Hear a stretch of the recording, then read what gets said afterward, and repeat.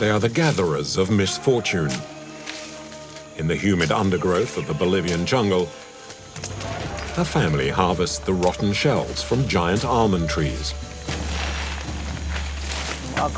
Here, Roma. There are lots here.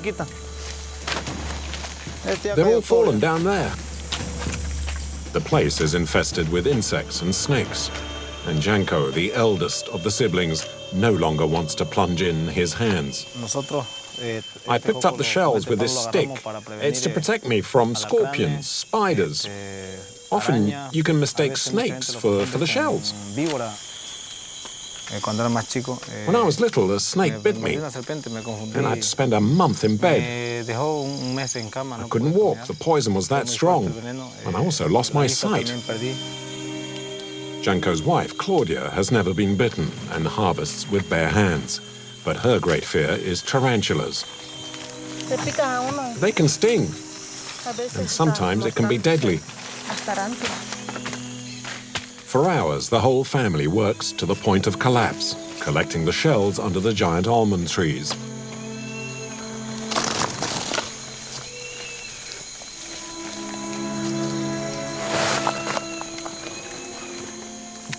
Look, it's 40 or 50 meters high. The shell may fall and smash your skull.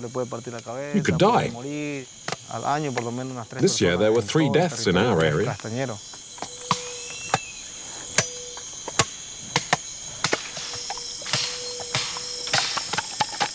The shells are too heavy to be carried. They must be opened to extract the nuts containing the almonds that are exported worldwide.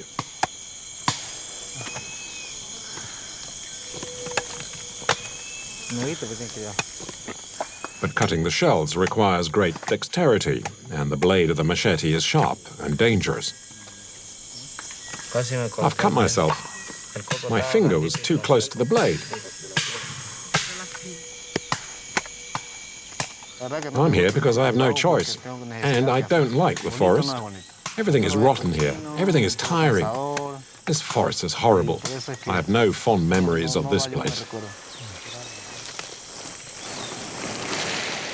At the end of the day, they're filled 2 bags with almonds. They're much too heavy. It's impossible to carry. It weighs 80 kilos. Here, though, nature often provides the solution.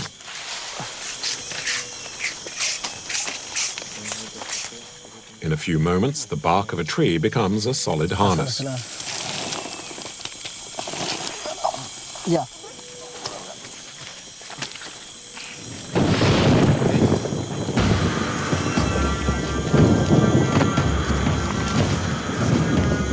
The tropical rain threatens to erase all traces of the trail. The family decides to leave the deep forest as soon as they can. Legend has it that those who get lost in the jungle at night will lose their souls and wild beasts will devour their bodies.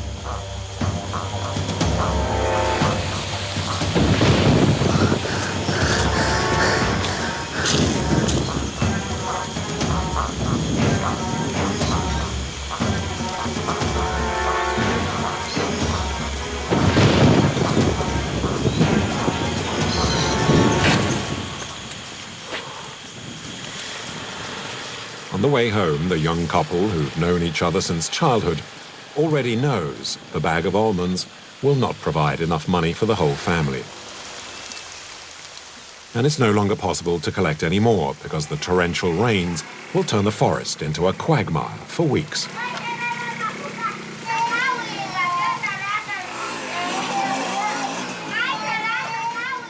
Since the death of his parents, Janko, aged 26, is the head of the family and has 15 mouths to feed. Janko therefore gave up his medical studies and Claudia her dreams. Janko's younger brother, Roma, aged 18, will go to the university in his place. But there's just been some bad news. We haven't the money to pay for his university enrollment. We must send it now because he can't miss this opportunity.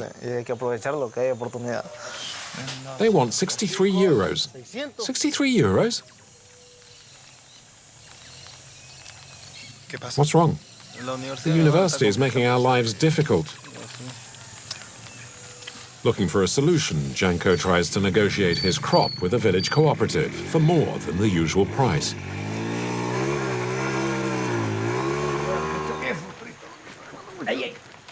So, how much money do you want then? Give me 58 euros. No, you'll get 42, and that's it.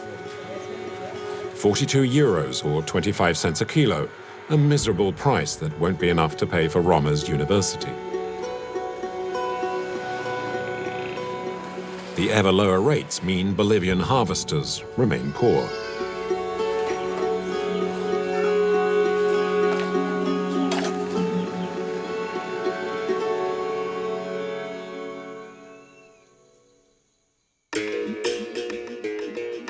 The precious almonds begin a perilous journey through the Bolivian Amazon to the capital, La Paz. A cargo that is transported in appalling conditions. Don't lean out. The road is impractical. It's horrible. Factories that make huge profits from the toil of thousands. It hurts. The hands, the arms. Thousands of tons of almonds that sell abroad for 100 times the price given to the harvesters. And in Bolivia, there's another treasure plundered in the forest: wood.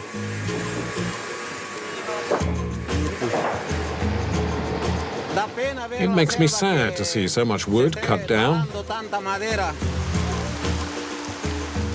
It's a massacre that disrupts the ecosystem, causing unprecedented disruptions to the climate.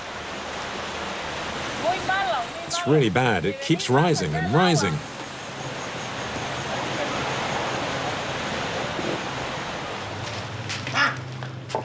There's a consignment of almonds that might rot due to the moisture.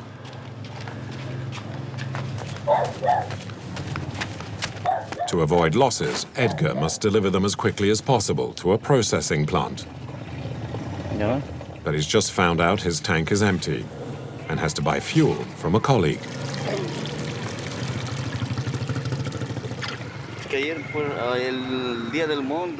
Well, yesterday some villagers stole my gasoline.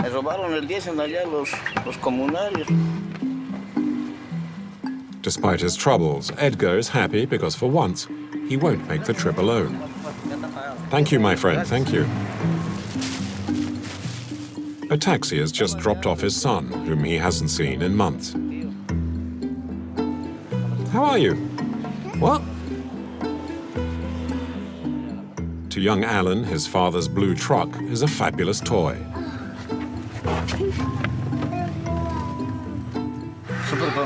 I'm really glad. This is the first time I'm traveling with him. The last time he was a baby. He was only 5 months old. Look how big he is now.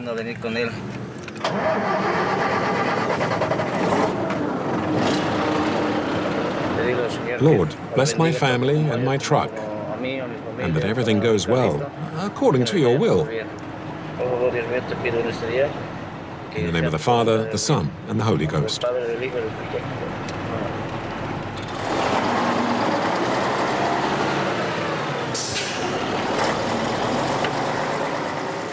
Edgar was divorced a year ago. He lives alone, and this trip, during the school holidays, is the only opportunity to see his son Alan.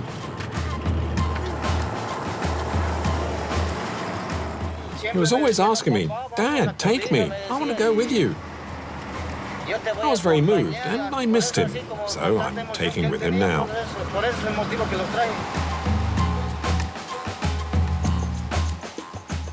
In 3 days' time, it's back to school for Alan, 1,370 kilometers away. If he's late, Edgar's afraid his ex-wife will no longer allow him to see his son. But it's the rainy season, and the track through the forest has already flooded, slowing the traffic.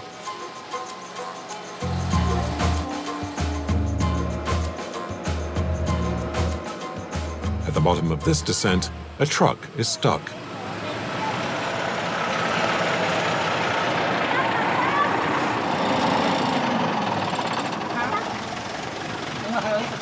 Can I pull you with the cable? In the sweltering heat, the animals are suffocating, and to overcome fatigue, the driver's chewing coca leaves. We're very upset. We're stuck here. We need to get the pigs to the village quickly. Look, there's one who's already died on the way. I don't want any more to die.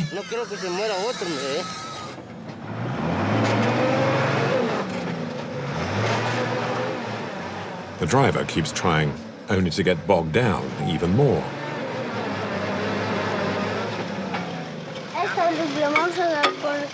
That truck down there will fall over. We'll attach a rope and then pull it out.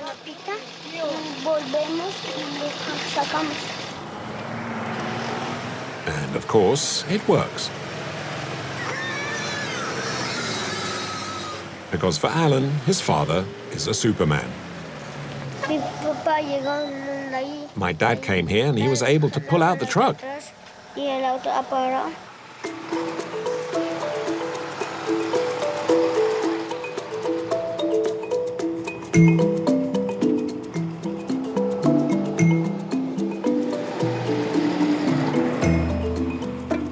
Looking at his son, Edgar remembers the dreams that made him choose this job. Ever since I was little, I always wanted to be a driver. I had tiny toys. I made them out of odds and ends with wood and plastic. And I liked inventing roads where there was danger, things like that. Edgar is not the owner of his truck. And once he's paid off the hire, the fuel and the food, this trip will make him barely enough to live on.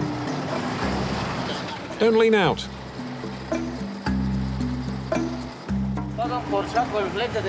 A customer pays €2 per bag. It's not enough because I owe money to the bank. Liabilities that were incurred as a result of an accident. In Bolivia, there's no insurance and drivers are responsible for their cargo and have to pay for it if it's damaged. My truck slid over onto its side and tipped over, and then it started to rain. I was carrying vegetables, and the whole cargo was spoiled. Edgar must avoid another accident at all costs, but it's not so easy on this road full of obstacles. There's a big hole and everybody falls in. They're trying to fill it in because too many cars have got stuck.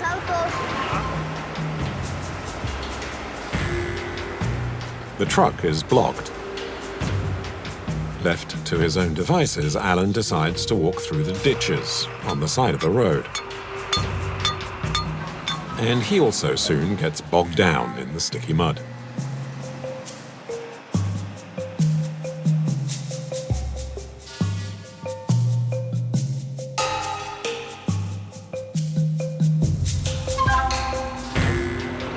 Come on, let's go. It's okay, come on.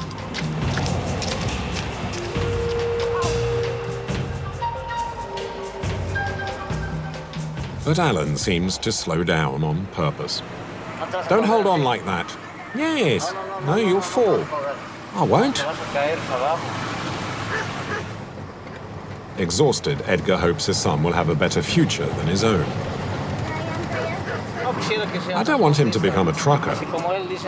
As he says, when I grow up, I want to be a soldier. I hope his dream comes true. It's my dream too.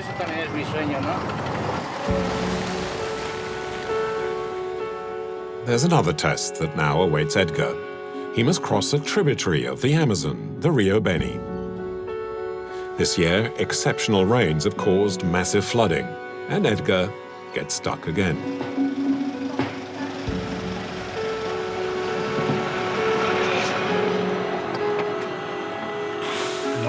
I can't get across. There's no ferry. I'll see if there's another way out. The dock has disappeared under the water. There are no boats to cross the river. The wait is interminable, and there's not much in the way of food.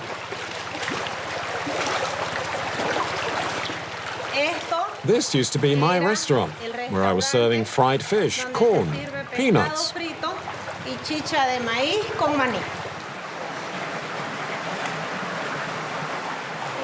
Now all there is mud. Mud from the river, and nothing else. Edgar won't find anywhere to rest either. I can't find the words to express how I feel. I get a lump in the throat just thinking that we'll have to take everything off.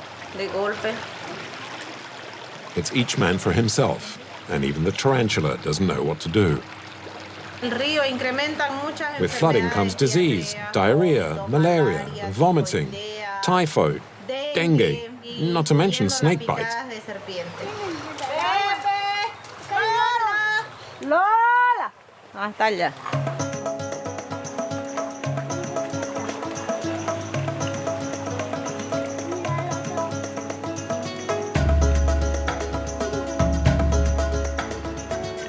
A ferry struggling against the current finally arrives.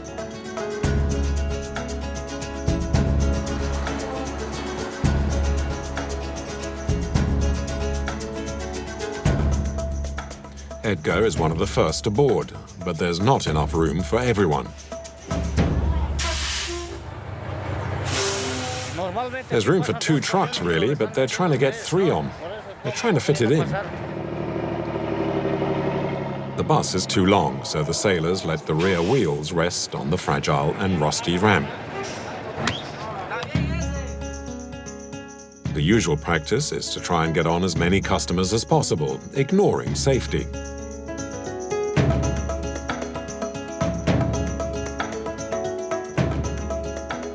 Crammed together, the passengers suffocate in the heat. My pigs aren't used to this heat. This breed doesn't like the sun. There's no air conditioning, so it's down to basics.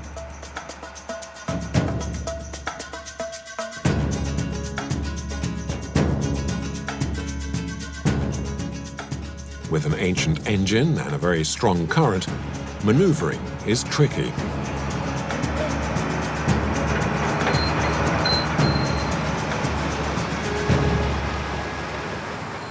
It's rained a lot in Peru, and that affects the rivers in Bolivia. The river is swollen, and that's dangerous. From ferry to ferry, Edgar stutters along, and on the last, which is almost a wreck, a cable snaps. I don't know what's happening. It might be a mechanical problem. They say that a cable on the pontoon is broken. The boat is out of control. The ferry's no longer being pulled.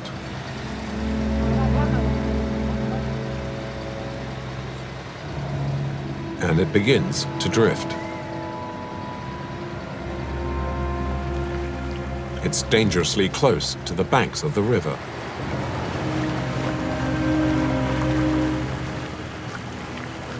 The steering cable is finally repaired, and at the last moment, the pilot manages to safely guide the ferry across.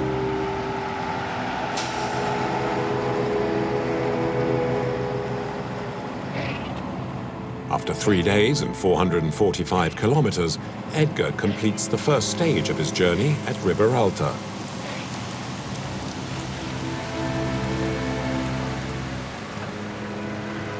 It's mostly a waste of time, really, and also of money, because every day we take, all the expenses will come out of my pocket.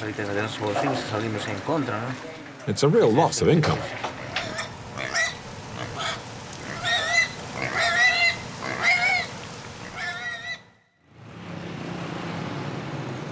Isolated and near the Brazilian border, the small town of Riberalta grew as a result of the rubber, gold, and timber industries. Today, 100,000 people live in these muddy streets and depend on their livelihood on 10 almond processing plants.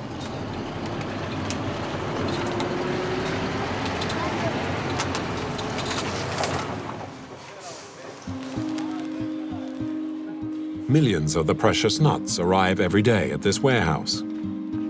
Because of the damp, many rot even before they're opened. be dried, they have to be ventilated, but since there is no breeze, the employees are constantly moving the mountains of the almonds around.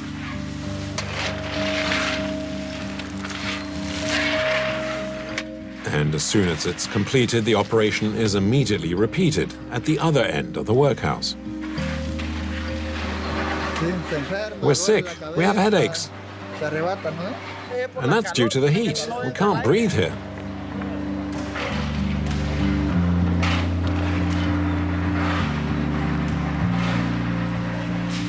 In this polluted atmosphere, bacteria often contaminate the almonds. Maya, the director of the factory, tries to deal with this on a shoestring. We're entering a white area. We have to use uniforms with aprons and headwear now. Now I'm ready to go into the workplace. And inside, 1,000 workers, mostly women, are manually dissecting the almonds.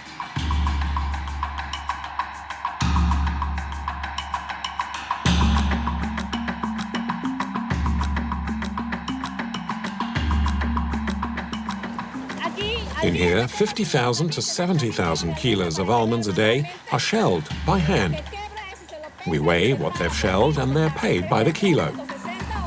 They get about 39 cents a kilo. And according to what they produce, they can earn between 300 and 740 euros a month. In fact, several members of the same family are taking it in turns on a single machine, and the real wages per person are less than 300 euros a month. That's the case of Tita, 18, who's worked here for 2 years. I'm in my final year at school, and I would like to go on to medical school. I help my grandmother. She's paid 210 euros a month, and of that she gives me 52. 52 euros are barely enough to buy clothes, not to mention all the rest. I work here from 6 in the morning until noon, and then from 2 in the afternoon till 6 when I go to school. The employees repeat the same gestures all year round. The almond is hard, it hurts your hands. It ruins the skin and we can get hurt. It's really hard work.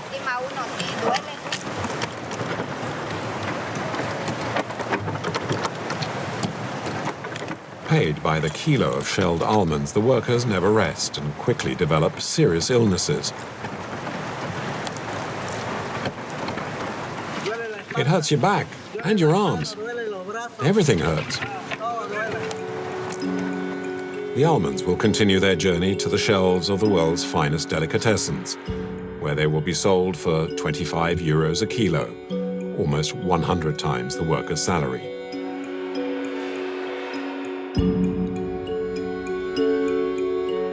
For his part, Edgar has just learned that the road to La Paz is flooded and impassable. He doesn't know how he'll get Alan back in time for the new school year.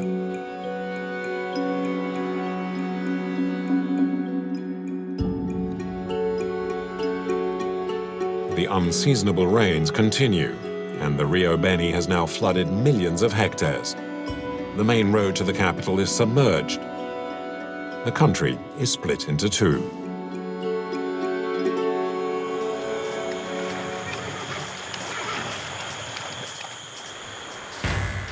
The current has swept away the road for dozens of kilometers. Travelers are trapped on islands with no way off. You can't go. It's impassable. It's been a week that we've been stuck here. And we've got nothing to eat, and my cargo is rotting away. The drivers' wives cook for everyone. Do you have drinking water for cooking? No, not drinking water. We collect rainwater from the tents. We've been here 4 days, and it's taken a month to get here from River Alta. A month to cover 400 kilometers? Yes, because of all the holes in the road. With no outside help, some attempt the impossible, to find a way out.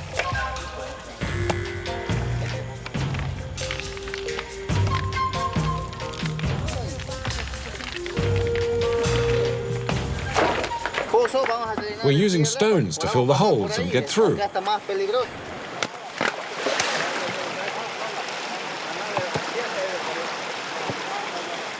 We have to dig by hand. It's the only way.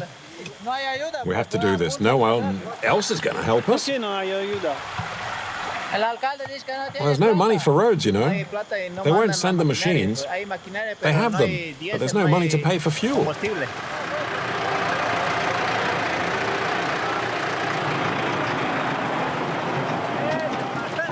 Nevertheless, the villagers try their utmost to make it work. I've got to get to a meeting in Crucerito. And behind, others tried to return home to save at least some business.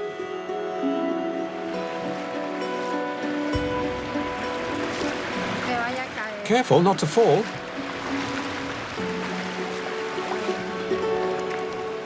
There's a hole. It's deep.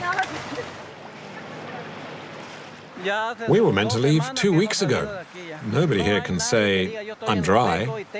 There's nothing left, nothing to eat. Everything has been swept away. Here, take the stick.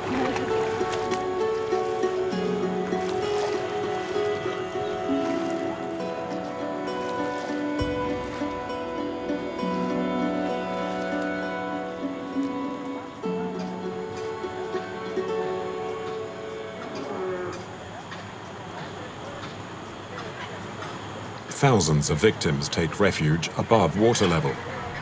Here, 2 families live either side of a canvas.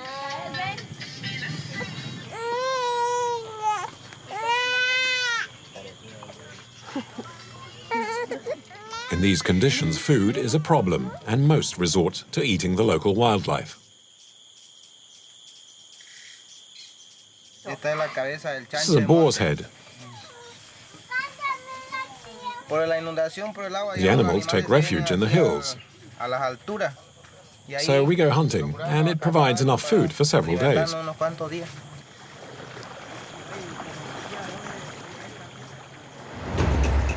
On the road, some intrepid drivers try forcing their way through before their cargo rots. But after 200 meters,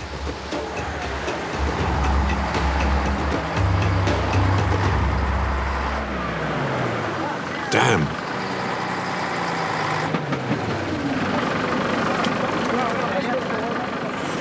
It's deep. It's deep.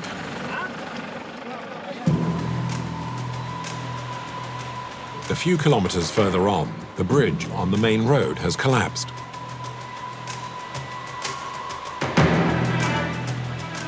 The force of the waters make matters worse. And a flimsy bridge is all that connects the 2 banks. Ramiro, who's transporting timber, inspects the damage. At the foot of the bridge, the army is trying to create a way through. I've been waiting 2 days. They're trying to deal with the deepest part so we can get past. The passengers on this bus, however, are less hopeful. We're unloading the goods that were meant for Rurabenque. Why? Because it'll never get through here. This will take a while. There's too much water. In order to transfer their goods, they risk the small bridge.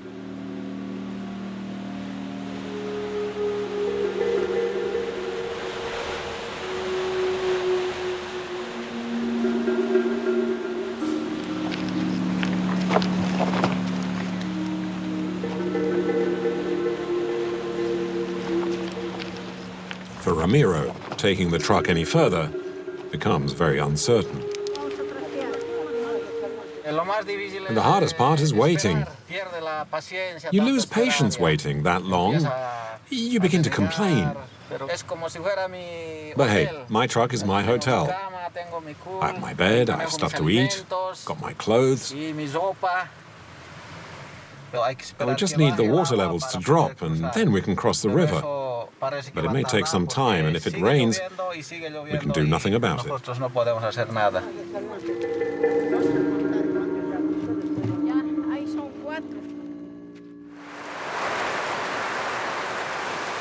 and the downpour continues throughout the whole region. Cities are flooded, and within days, Bolivia has more than 100,000 victims.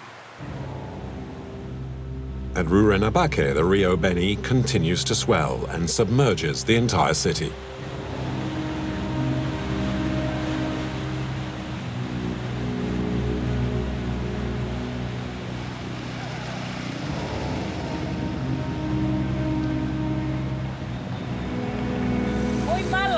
It's really bad. It keeps rising and rising.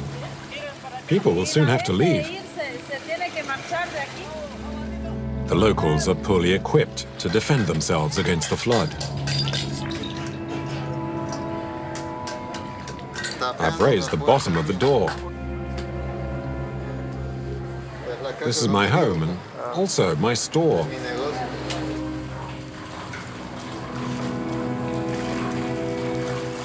Excuse me.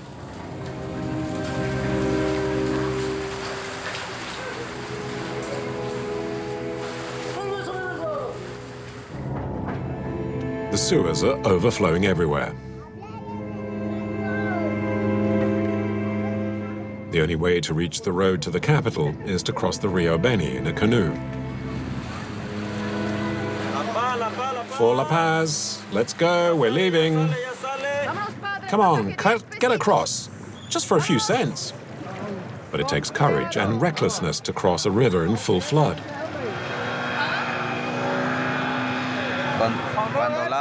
When the waves are like this, the tip of the boat has to go straight into them. Otherwise, we could capsize. And if the engine stops, we've got oars. Oars.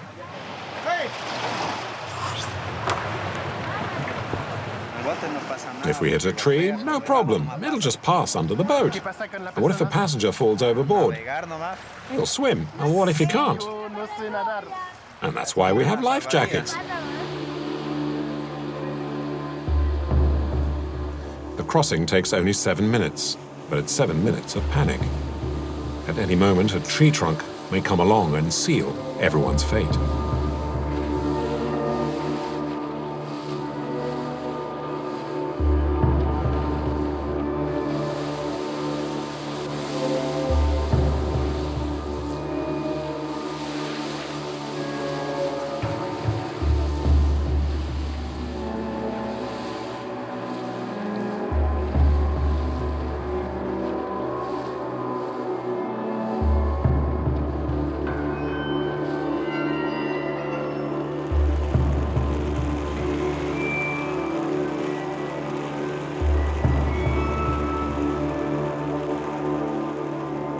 At the foot of the bridge, each load of dirt is immediately swept away by the current. There's about a meter of water. It's dangerous because the current is so strong.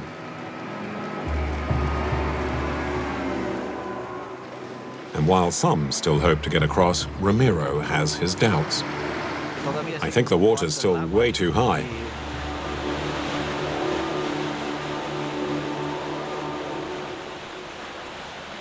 Four hours later, the army bulldozer helps a bus carrying soldiers to cross the river.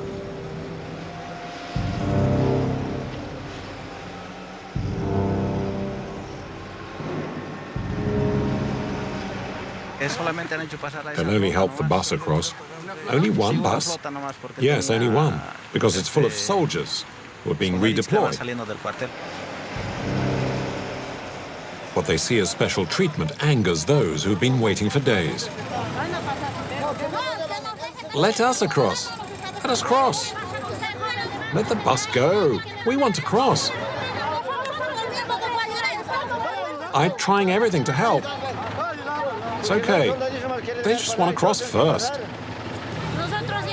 We've been here for 2 weeks.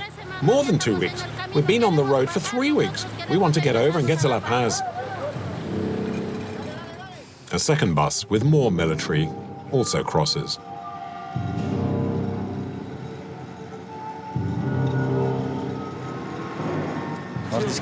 We truckers mean nothing. Those passengers get priority. No one cares about those of us with goods to transport. According to the authorities, it doesn't matter if we stay here for days or weeks.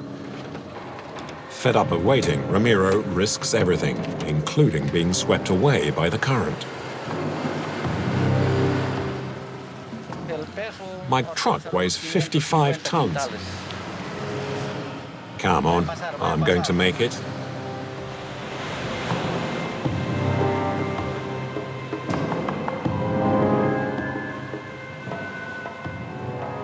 With a 55-ton truck, if he gets stuck, he'll never get out.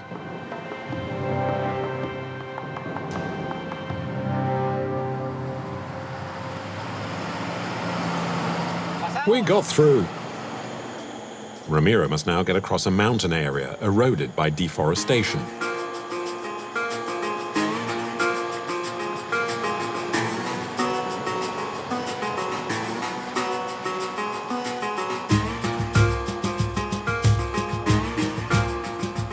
But all the illegal timber traffic has devastated the tortuous road that's been waterlogged for weeks.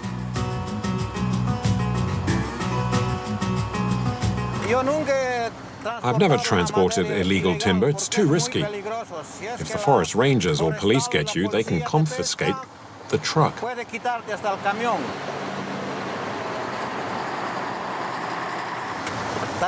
And I'm sad that cutting so many trees has destroyed the forest.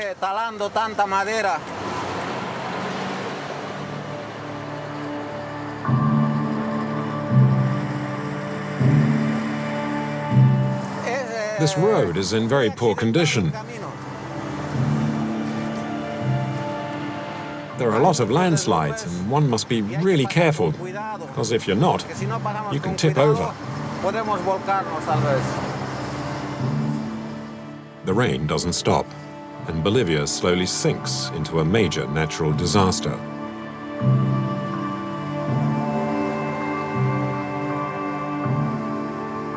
There seem to be landslides everywhere. In Rurenabaque, a dozen people have been buried alive.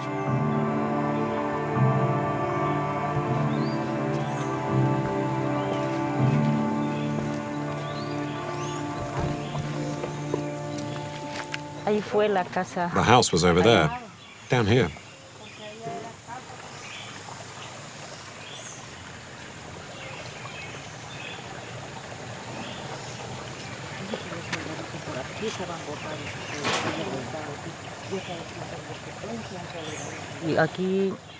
Here, 6 families lost everything.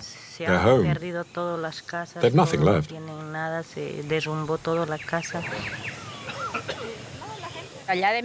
From my house, it looked like an explosion. The hill did like this. I shouted, "Don't go up there, the hill is sliding down." But they didn't listen, and they ran up to over there. And there was a second landslide, and they were buried. I was trying to help others when I was buried, crushed under a house. I was completely buried under the mud. I managed to stretch out a hand, and they saw me.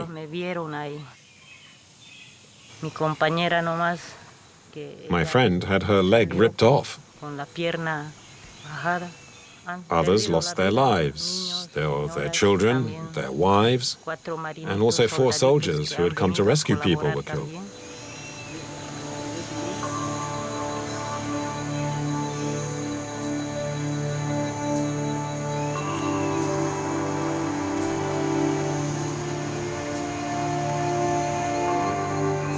Ramiro's route is turning into a journey into hell, marked by the memory of the flood victims. 38 in all in Bolivia. They're towing trucks up there. Must be a landslide.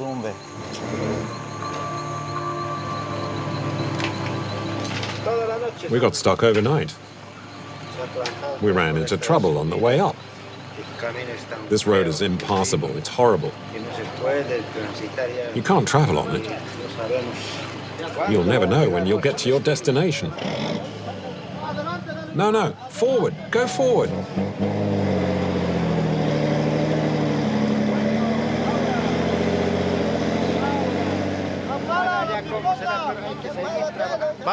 Right, I'll try to get through now. Within weeks, 4 years of work and millions of dollars to rebuild this road are reduced to nothing.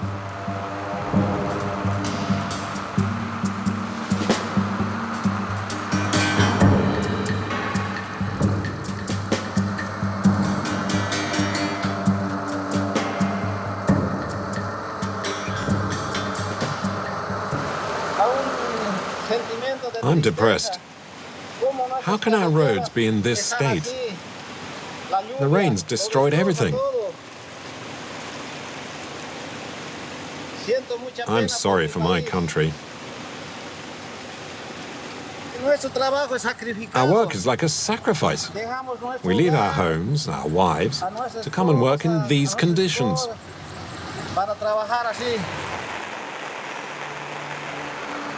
Anxious to get home to La Paz, Ramiro perseveres, exceeding the limits and taking risks, which in the past cost him dearly.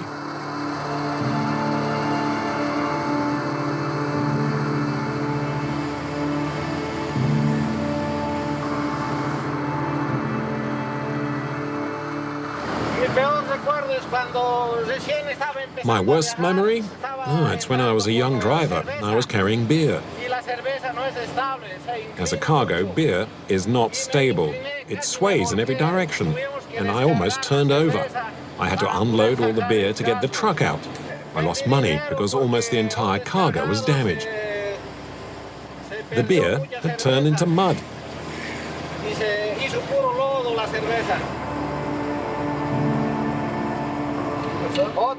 Great. Yet another problem.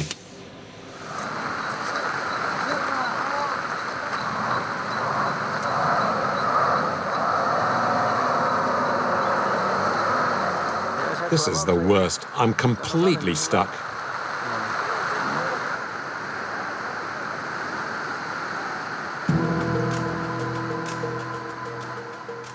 The delay seems endless, until, out of the fog, a bulldozer gives some hope.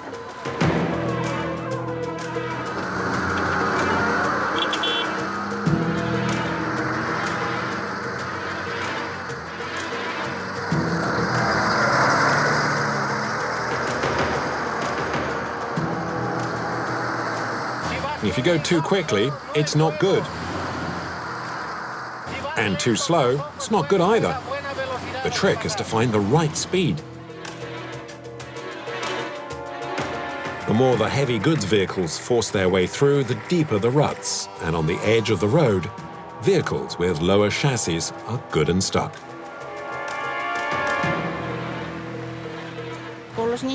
I'm with my children. We have no more food, but we're getting by. We'll try to get to the village to eat, or at least try to eat. To make any progress, the central bank has to be overcome, meter by meter, by hand.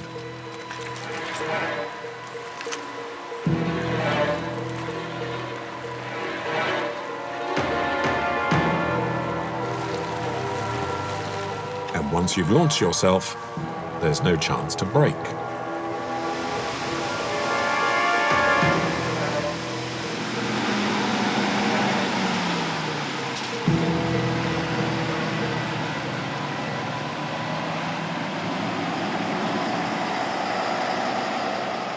Ramiro is making slow progress towards La Paz, but now it's a whole hill that's swept down over the road. It's incredible. The entire hill's collapsed, everything. There's no way through that. They have to fix this first. And that's going to be a lot of work. Excuse me, do you know how long it'll take? No. A landslide has swept away the road, 100 meters below.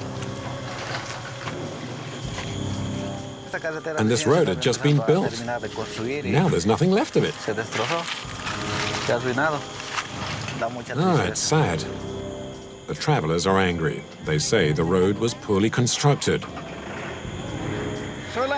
They're just filling it up with stones and compacted gravel, nothing more. Well, when it's finished, the road will soon be ruined again. Maintenance teams are overwhelmed and are trying to open a temporary track. Well, the problem is that at any moment it will collapse, especially if the rains continue. As you can see, the water is still rushing through here. But will people get through? Yes, but at their own peril. It's very dangerous. Look, it's still sliding down. It'll take us 3 or 4 days to make the road safe. But the travelers have no choice but to brave the danger.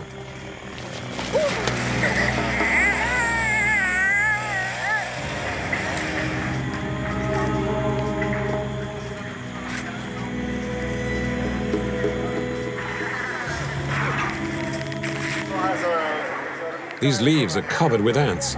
Be careful.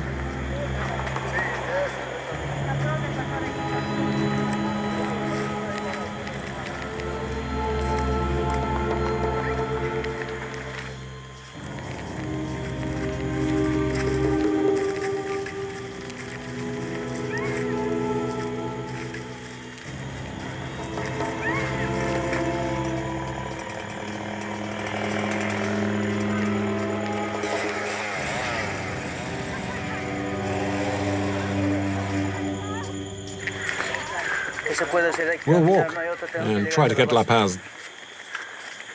La Paz is still 200 kilometers away. Stuck on the other side, the truckers are fed up and now want to try their luck. Gentlemen, I ask you to turn back towards a safer place. If it rains tonight, this entire section will collapse. But if you want to try it, go for it. It's dry here. The road is dry. It's good here. The ground's hard. No, it's not hard. Yes, we can cross here. Look, the next time it rains, this will crumble away. That is why we must remove all of this first. Come on, Mr. Engineer, you have to understand our situation. But my understanding won't make miracles. You think I can just click my fingers and it'll be okay? I wonder when I'll get home. In this weather, you never know when you'll finally arrive.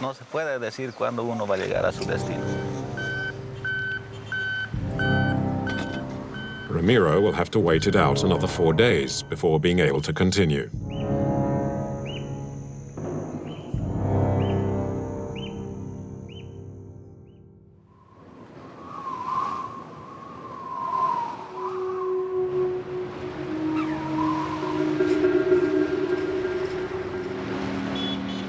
"3,800 meters above sea level, La Paz, the capital of the Andes, barely emerges from under the deluge. Young Alan made it back to class, but was 1 week late. With Edgar, his father, they were flown home by an air bridge set up by the government. Fortunately, we came back on a plane, because there are people who drove and they still haven't made it back. With his truck stuck in the Amazon, Edgar has no vehicle and has to earn his living doing odd jobs. I can't drive, and it's my only job. I'm a driver without work. How am I going to feed my family?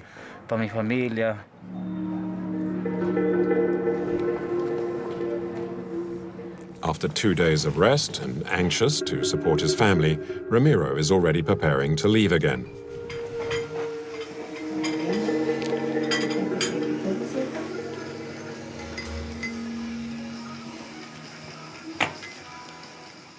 You have to leave again tomorrow? But it's still raining so much. And what state are the roads in? I guess they're open now. I heard on the news that they've collapsed and the roads are bad. I'm worried, you know. Yes, but the truck is loaded and I have to leave tomorrow. I have to leave tomorrow.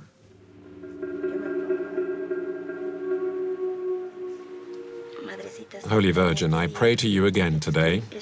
I ask for the rain to stop, so he can drive, and that I can worry less than I do now. So protect him, so he will return home without problems. We're waiting for him.